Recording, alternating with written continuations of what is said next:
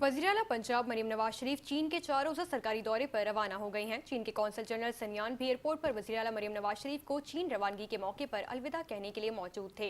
वज़ीर-ए-आला मरीम नवाज शरीफ की अरमीची बैनुल-अक़वामी हवाई अड्डे आमद पर चीन के आला हुक्काम उनका इस्तकबाल करेंगे, जबकि दौरे के दौरान वज़ीर-ए-आला Maryam Nawaz Sharif Xinjiang state guest house के कॉन्फ्रेंस सेंटर कुनलन हॉल में अपनी सरकारी मसरूफियात का आगाज करेंगी। वज़ीर-ए-आला मरीम नवाज शरीफ से शिनजियांग के पार्टी सेक्रेटरी चेन शियाओजांग की सरबराही में आला सतही वफ़द मुलाकात करेगा, जबकि इसके अलावा शिनजियांग खुद मुख्तार इलाकाई कमेटी के डिप्टी पार्टी सेक्रेटरी हीजियोंग से भी उनकी मुलाकात होगी। वज़ीर-ए-आला Maryam Nawaz Sharif Xinjiang production and construction corps के वफ़द से भी अहम मुलाकात करेंगी, जिसमें बाहमी ताउन के मुख्तलिफ उमूर पर तबादला ख्याल मुतवक्के है।